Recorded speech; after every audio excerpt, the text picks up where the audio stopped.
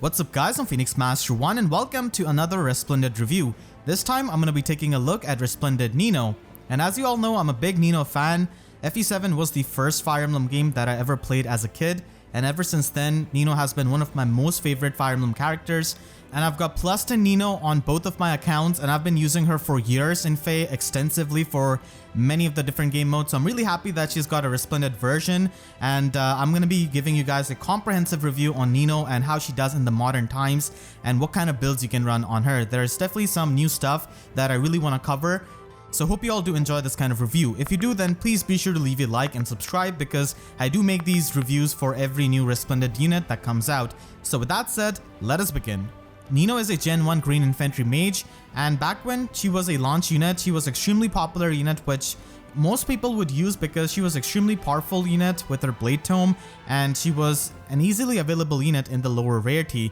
Even now, her base stats are not really that bad for a Gen 1 Mage, because base 38 speed after the Resplendent stats is not bad at all, and base 35 attack is definitely workable. The problem lies with her bulk because of the lower BST that she has got. She does have low HP and defense, her resistance is a bit higher, but mostly she's going to be quite frail for the modern times unless you heavily invest into her, because the power creep has gone quite far and we have extremely hard hitting units now. She does have a preferred weapon in Iris's Tome, which is her mother's tome, and this is basically a preferred Bladetome, and that's pretty good because it doesn't have the special penalty which the inheritable Bladetomes have, so that is really good. However, its weapon refine is definitely underwhelming. It just has even attack wave, which is like alright. It's not the hardest to give her the attack buffs, and wave skills are not really all that good in general because they are pretty situational and they're only going to be working half the time.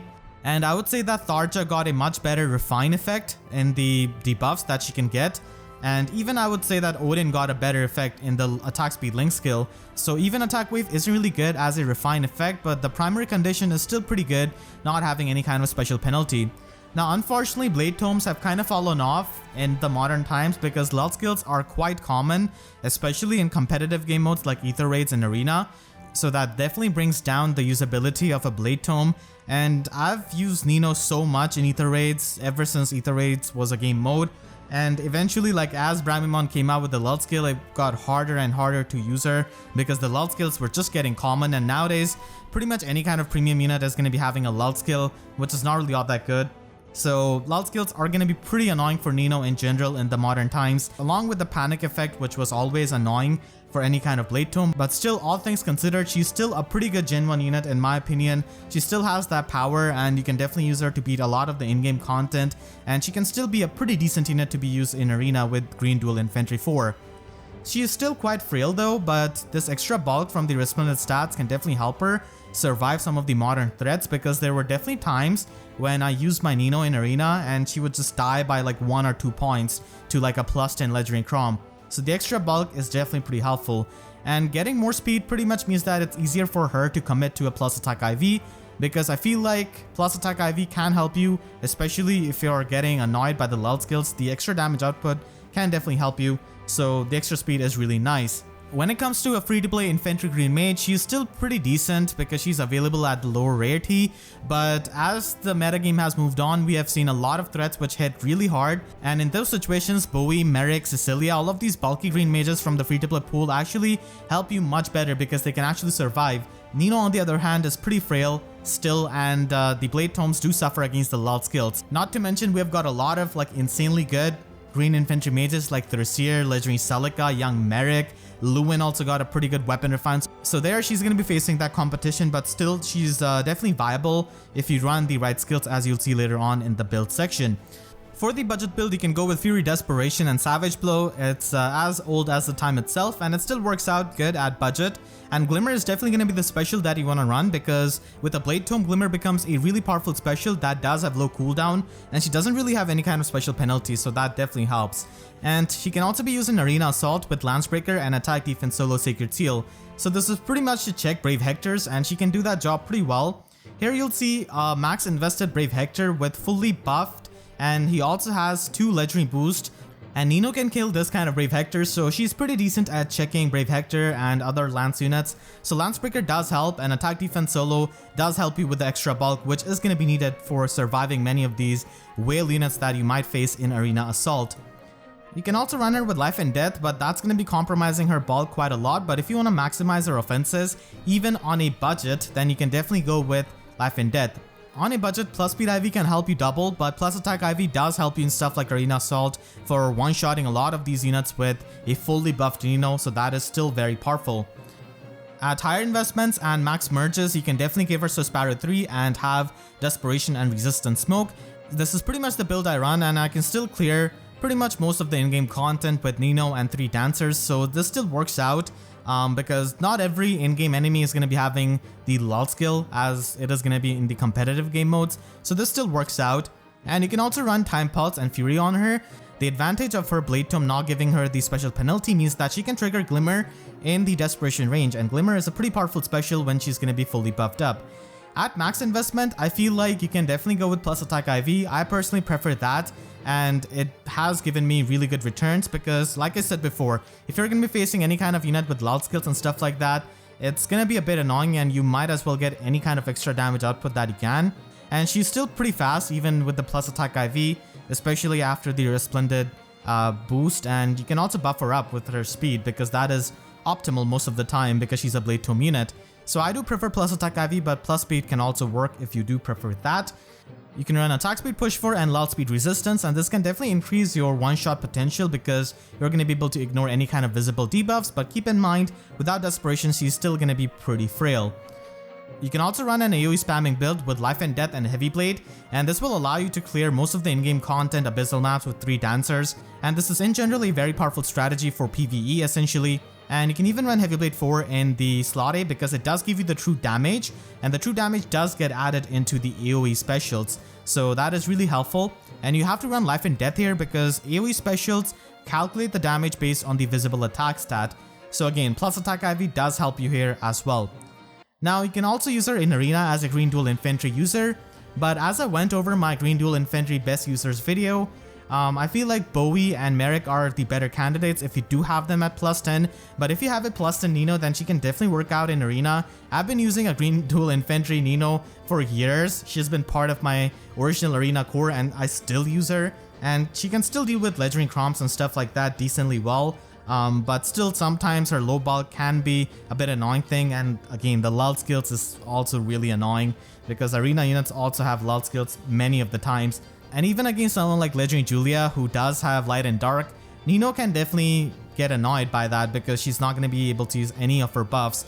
So that could be annoying in Arena, but overall still a pretty decent unit for her power, especially if you have her at plus 10 merge. I've not been able to give my Nino Green Duel Infantry 4 as of yet because I've been saving up orbs, so I was not able to pull Pent, but whenever I pull, I'll definitely give her the Green Duel Infantry because I do like using her a lot. You can run Lull Attack Resistance because everyone and their mom uses visible buffs in Arena with the rally skill, so that helps. Slot C is pretty flexible, you can run anything really you want with this. Infantry Hexblade can also work actually, but that's available on a 4-star seasonal Zane. But still, that's a pretty good option. And attack defense form is definitely going to be pretty helpful here because she needs that bulk and the extra attack power is always going to be pretty nice. If you want to invest even more into her, then you can give her Blue Flame, and Attack Res Menace from Fallen Mail Morgan is actually a pretty good option on her because it buffs her up, which is of course really good for her Bladetome, and it also debuffs the opponent. But keep in mind, the opponent needs to be within 4 spaces of her for this skill to activate and even give her the buffs.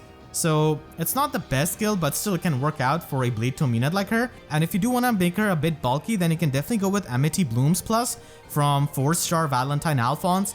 I would definitely go with this if I was able to pull him. So this allows her to get some nice healing and also much better bulk because of the attack debuff. And it's really synergetic with being around the allies with something like attack defense form and also having that joint drive attack. So I haven't really built up any kind of arena unit since like 2018, and I still use Nino, so I just use her for baiting out Ledgering Cromps and stuff like that. And like this Nino can still do that because she's going to be having better bulk. So that could be done if you do have extra Valentine Alphonse. I know I would definitely do that if I had one. And then finally, you can also use her in Aether Raid's offense. This is the build which I used to run in Aether Raids before. Lull skills became common and before Bramimond was a thing. So you can run close counter Vantage, and Heavy Blade can basically make it so that you can charge up your Miracle, because if you're fully buffed with a Bladetome, then you don't really need your special that much, and Miracle can be really clutch in surviving some hardy bearing units. So this is the build which you can run, but I still wouldn't really recommend this, especially in Vault of Heaven. Outside of Vault of Heaven it might work, but the reason why this doesn't really work as well is because, again, Lull skills are common, and you cannot really use her in the light season that much because Bramimond is a big pain. You can definitely use her in Astro season because she's going to be having weapon strangle advantage against Zeros, but all things considered, like even stuff like high resistance Eliwood is going to be really annoying, and even in the Astro season every team is going to be having Mirabilis, and Mirabilis does boost the resistance of the opponent's entire team. So again, that could be a bit annoying. I don't really use her anymore as a Bladetome because I tried my hardest, but the Lull skills are just too common in the higher echelons of Aether raids, so it becomes really hard. But if you want to use her in Aether raids actually, then this is the build you want to run, Plegian Torch Plus. This is not an easy weapon to get because this is from a 5-star locked seasonal unit in Plegian Tharja. But if I could actually pull her, I would definitely run this build because you'll be surprised how well she does with this build. Now you would think, why would you use Nino as a tank? But the thing is that if you give her buffs from air and dagger, and if you have her at plus 10 merge, then she can actually reach a pretty good amount of resistance, and her HP isn't really going to be the highest, but still she can work with the Plegian Torch build because in the light season you've got Air who can run Temari plus and also run Sabotage resistance and just help Nino with Plegian Torch, and you can also run Milla with Sabotage attack, and Dagger can easily soak the Bright Shrines if you run double life and death on her. So this all works out really well. And here are the results with this build. You'll be surprised how well she does. So this is against a lot of the common threats, but they are at absolute max investment. And I'm considering here that you have the attack and resistance debuff on them with your Sabotage attack and also your Sabotage resistance. That is definitely something you have to run with a Plegian Torch build. And as you can see here from the bottom, if you look, she just takes out this plus in Bramimond like nothing. So that's really good, and that's not something that the Bladetome Nino can do. She also takes out Duel Lift, who's at plus 10 merge and has weapon strangle advantage over her, and that is absolutely amazing. That is no short feat. Of course, against extremely fast units like Summer Mia at plus 10, she's going to be struggling, and against red mages like Legendary Lilina, Lysithea, she's going to be really low. I mean, she can survive, but she's at such a low HP that she's probably going to die to the next hit. And the other common range units like Ophelia, Legendary Alm, Legendary Leaf, all of those units don't really do too much damage to her. Reinhardt just gets eaten alive. Eliwood is going to be a big annoyance for Nino, honestly, because he does have high resistance, and many people do like to run the ARD speed res slotty skill on him, so that makes it even more annoying, but at least he doesn't get the Mirabilis extra resistance buff in the light season, and she can still like tank Eliwood fine. I wouldn't really recommend running close counter on this build because she needs the extra stats from the slotty skill, and not having close counter can actually help you in collecting the pots because you don't want to kill everyone. Many of the light teams are going to be having the Dancer Eldigan, so he can just attack Nino and you can just collect the pots. So her performance with Plegian Torch, with debuffs, the support from her team is really good, and this Nino is not even buffed for her any of her stats. As you can see, she just has the debuffs on the opponent, so this is the worst case scenario in my opinion, and your matchups can actually improve if you run more support on her. Like if you pair her up with Flame, then her tanking capability actually becomes even better, and if you give her buffs, then that's also really good. But again, panic manners are going to be annoying, and she barely misses out on that 70 HP threshold, so she's going to be getting affected by those panic manners, and those are going to be really common in Vault of Heaven and higher echelons. So that the panic is again always going to be annoying for Nino, no matter the build you run on her, because of her HP. But still, this Plegian Torch build does give you impressive performance. Not an easy build to run, but it's an option if you can get Plegian Tharja. You can also run her with Amity Blooms Plus, and this is not as strong as Plegian Torch because Plegian Torch is absolutely insane with its debuff doubler. Amity Blooms is still decent. You're not going to be getting as impressive of a performance, but still she can almost kill plus 10 Duel Lift and still kill the plus 10 Bramimond, which is really good. You're not going to be facing stuff like plus 10 Duel Lift every single match because he's a seasonal unit, and again, this is just the worst case performance. But Amity Blooms Plus can work if you do not have Plegian Tharja's Plegian Torch, but ultimately Plegian Torch build is the ultimate one that you could run in Aether raids, in the light season, and I really prefer the light season because Triandra gets easily isolated. Everything is really good with the support of the mythics. They can support Nino really well, so the shrines debuffs for her, so it's all really comfortable honestly. If you want to use her in Aether Raid's defense, then that could definitely be done, but keep in mind that running visible buffs is not that good on your defense team, and I only would recommend this if you have Odd Recovery or Sarah on your team, because you can get rid of any kind of panic status, debuffs, anything like that, and you can safely buff up your Nino. And I have actually come across few of the Aether Raid's defense teams, even at higher echelons, who do use Nino, and she can hit really hard if she's fully buffed. So she can work out in Aether Raid's defense, but the requirements are pretty specific if you want to use her with her Bladetome, because you need Odd Recovery to get rid of the panic manners, aversas, and any kind of panic debuff. And this kind of Nino can definitely one-shot many of the Brave Hectors, but a Brave Hector at max investment, absolute max investment with 4 mythics and Flame will still survive and kill her, which is really annoying. And for that, if you want to go all out, then you can basically go with Windsweep and have ARD attack speed, and you can basically have a pre-charge Glimmer if you just Infantry pulse her down from like a high HP Dancer or something like that, and that's going to be hitting really hard, and Brave Hector cannot counter attack back, so she can definitely hit Brave Hector for extreme amounts of damage and not really die in the exchange. So that could be used on defense, but this is definitely going to be pretty expensive build. As I said before, I don't really like the Refine that she has got. Even Attack Wave is kind of underwhelming. And overall, like, Bladetomes have got a pretty tame weapon Refine for the most part on Tharja, Odin, Thunderhead, Olwyn. So I would also give her a pretty tame weapon Refine, but it's still going to be better than even Attack Wave. And I'll simply give her Lull Speed Resistance, which is really good. It's simple, nice, it works out. And it goes really well because she can nuke hard, and you can also, again, commit to the plus attack IV because Lull Speed Resistance is going to be helping you there, and this could also help you in arenas. So this is pretty much what I would like her on a Refine without being too insane really. So I think this works out pretty well. Let me know what you think about this theory craft in the comment section down below. And thank you so much for watching my unit review on Nino. Make sure to share this video with your friends who are excited about Resplendent Nino. I unfortunately do not have FEH Pass, so I will not be able to get her, but I hope that Resplendent voucher can happen, maybe in the Celestial Stone shop. If it happens, then I'll definitely try to get her.